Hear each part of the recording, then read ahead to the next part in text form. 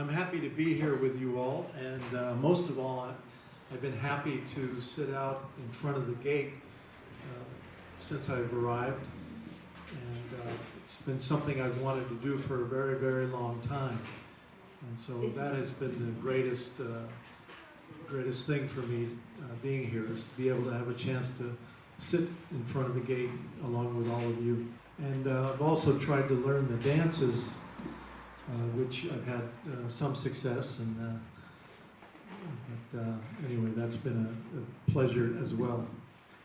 The Global Network Against Weapons and Nuclear Power in Space is 23 years old, and today is made up of 150 organizations around the world. We were created in order to alert the world about the plans of the United States to take control of space. I'll talk more about that as we go along. First, a bit about myself. I grew up in an Air Force family. We lived around the world on Air Force bases. You could say that I was a young militarist, a nationalist. In 1971, I joined the Air Force. This was during the Vietnam War.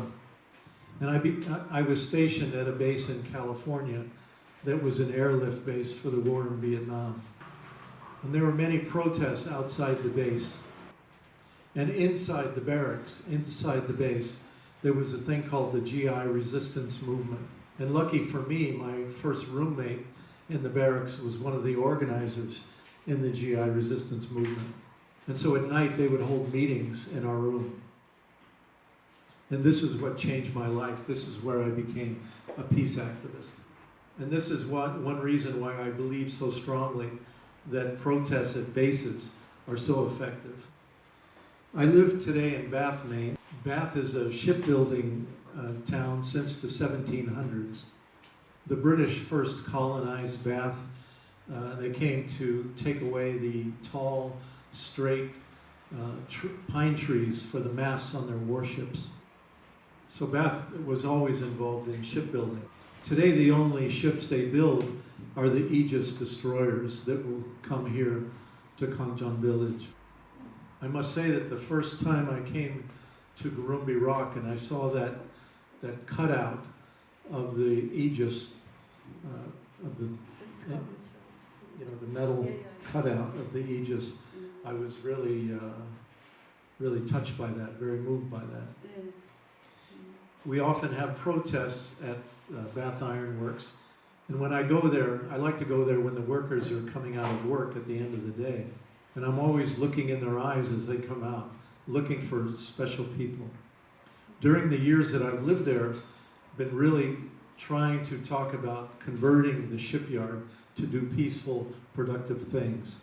The truth is that America's economy today is addicted to war.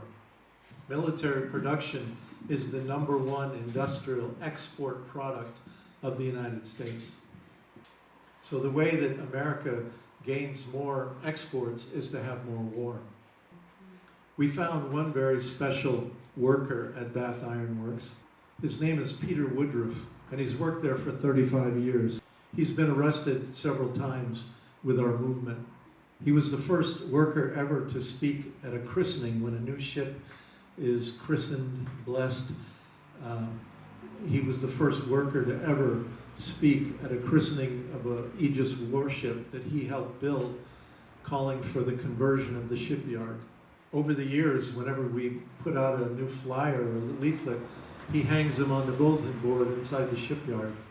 After a while, some of the workers came up to him and asked him, "Are you related to Bruce Gagnon?" One time, Peter came to me and asked me to help him draft a petition saying that we, the workers, want to build wind turbines. In the mornings before work, he would stand outside the shipyard and get people to sign the petition. He was able to get 800 signatures. 5,000 people work at the shipyard, and many of them work in different locations. The shipyard is spread out over 2 towns, so it's really impossible for him to see everybody at one time. So 800 is quite a remarkable number. After he got the petition signed, I asked him if he would be willing to speak to the newspaper. He said, "Yes, I will, but they'll probably fire me." So we went to the newspaper, and the editor of the paper wrote an editorial saying that the time had come for the shipyard to build wind turbines. This was a big thing for our community to finally acknowledge, to have some discussion about the fact that the shipyard should do something else besides make killing machines. This hasn't happened yet, obviously, but we're still working on this idea of conversion in our community. The Aegis destroyers made in my hometown are outfitted with missile defense interceptors. Missile defense is the shield that would be used after a U.S. first strike attack on Russia or China. The idea of missile defense is the United States would try to destroy Russia or China's ground-based nuclear weapons in a first strike attack. And then when they tried to fire their remaining retaliatory capability, the so-called missile defense shield would take those out. So missile defense is very destabilizing and provocative. There used to be a treaty with Russia outlawing missile defense because it was so destabilizing. But when George W. Bush became president, he pulled the U.S. out of the missile defense treaty. And now, since that time, the Pentagon has been trying to surround Russia and China with these systems. Every year, the U.S. Space Command practices a first strike attack on Russia and China in a war game, a computer war game. Russia and China today say that nuclear disarmament is not possible as long as the United States is surrounding them with missile defense systems.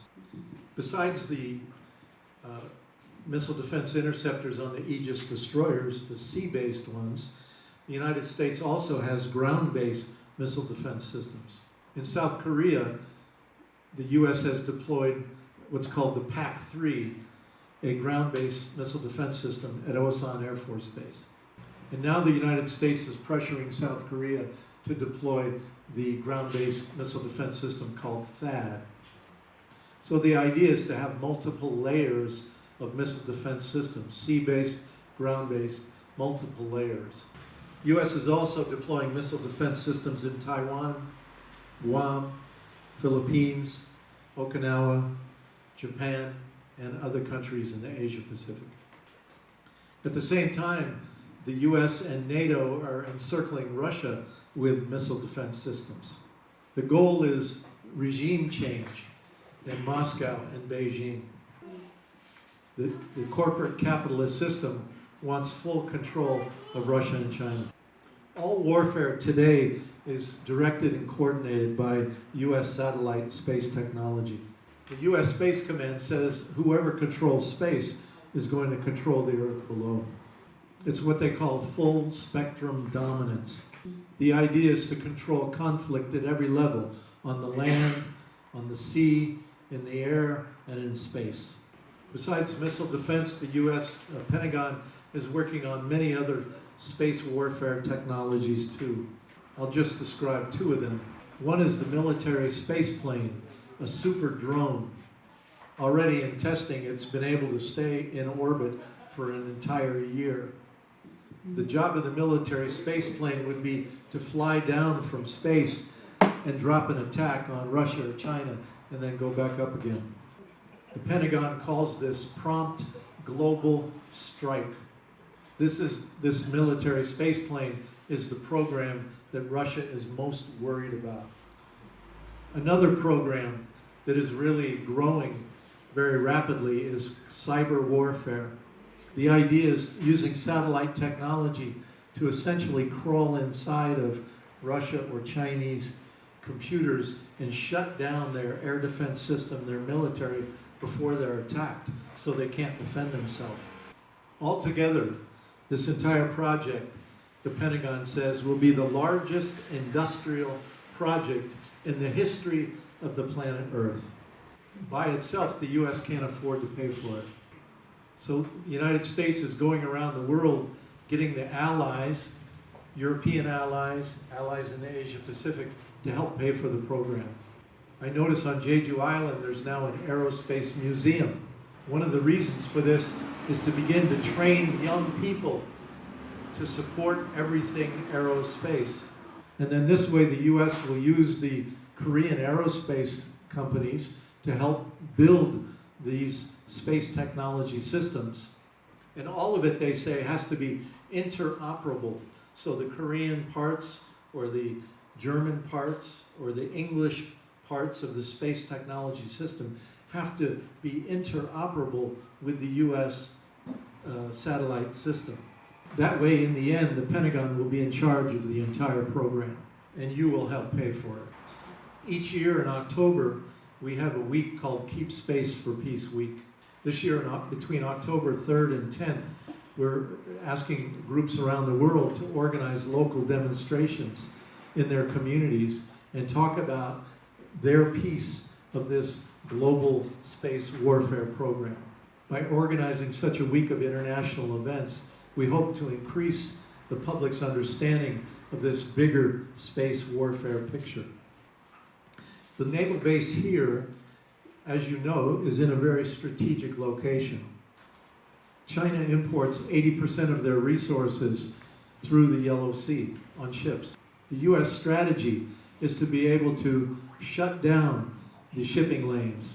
And the way to do that is by increasing, under Obama's pivot, US military operations in this region. Essentially, the US wants to put a loaded gun to China's head. The Pentagon today, their job is not to defend the American people. The Pentagon's #1 job is to help corporations control declining resources around the world.